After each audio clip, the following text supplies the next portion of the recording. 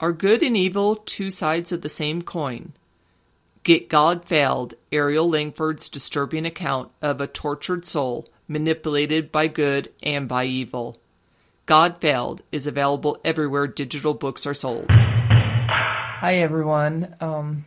Well, some good news that I can tell you is that I'm not dead.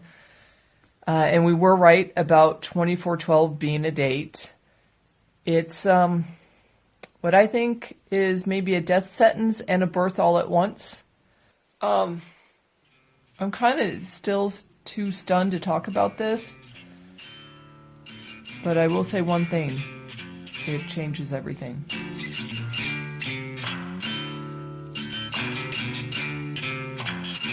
We're searching for the Demonic Testament, a book written by a demon, and you're coming with us.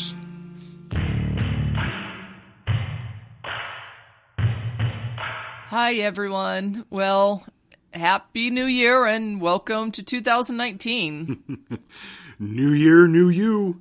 Yeah, I guess you could say that, and actually in more ways than one. Well, so as many of you know by now, I wasn't issued a death sentence, as we thought.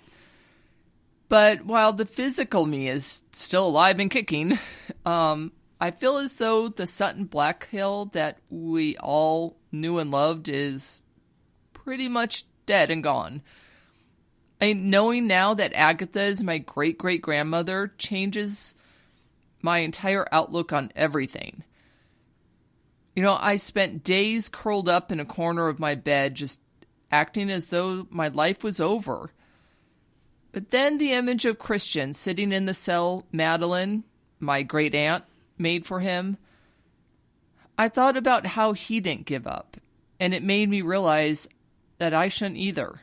But he did give up.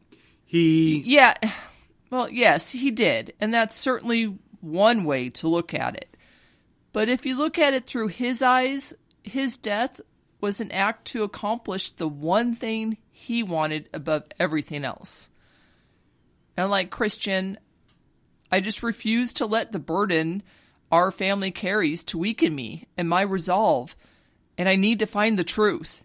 Nothing, not even a threat from the fucking church, will prevent me from breaking the spell this demon has held over me and my family. Hold on now. You really shouldn't be taking threats from the church so lightly. Now, it's very clear from their letter that they mean business. Yeah, well, you know what? So do I. If anything, their threats empowered me. Fuck them and their mysterious ways bullshit. Okay.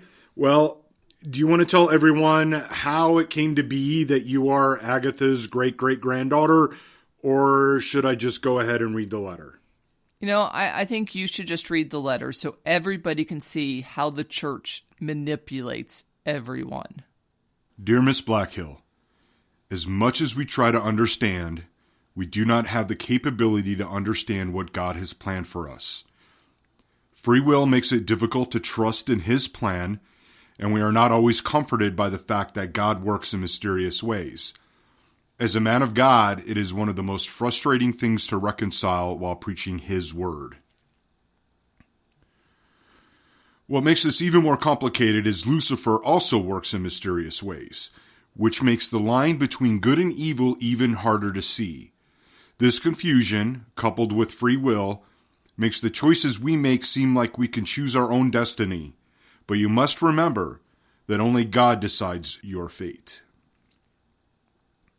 It is no coincidence that you find yourself living in Idaho in the same house that gave you such trauma 2 years ago. I wish I could tell you that Lucifer's hand is involved in your current situation, as that we can deal with. However, I cannot. You and your partner, Mr. Fitch, are in the middle of something that should be left to the church. We have the knowledge and the resources to handle this particular situation, just as we've done for more than 2,000 years. While you and Mr. Fitch believe your investigation will reveal some kind of transformative truth, the reality is you were chosen by evil to pursue this investigation and expose lies disguised as the truth in an effort to upset the balance that created and sustains our universe.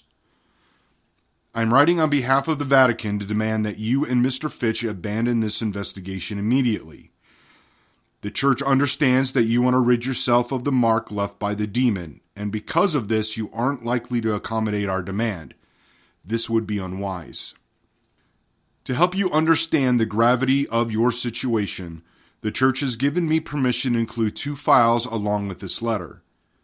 If you've already looked at those files, you may be wondering what they mean and why we sent them to you. In 1921, a woman was admitted to the Kirkbride Asylum by her family. During her stay, she and the head doctor had an affair that resulted in the woman becoming pregnant.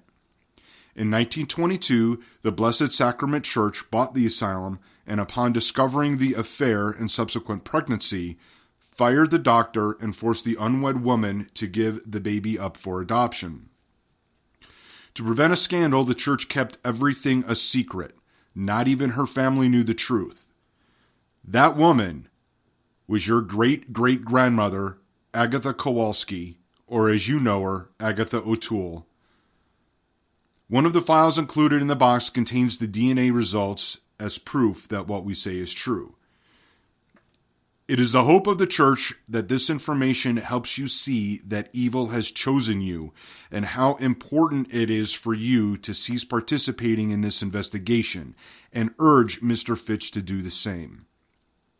May God bless you and guide your decision. Signed, Bishop P. Killian, Blessed Sacrament Church. And there you have it. Proof of how the Catholic Church keeps secrets and how they use those secrets to manipulate people to get what they want.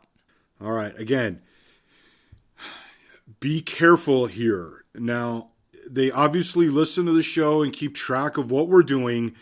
And, I'm not sure you understand how powerful the Church really is. Oh, I don't think they understand how powerful a woman with the score to settle can be. Plus, why do you care? You're an agnostic. All right. Well, on that note, I think it's time to say goodbye for now. Yeah, I need another one of these aquavit drinks anyway. Wally Fitch out. It's always booze or food. This episode may be over, but don't miss what happens next. Follow A Walk in Darkness on Instagram or Twitter for the latest developments in the investigation. Thanks for listening, and don't forget to subscribe.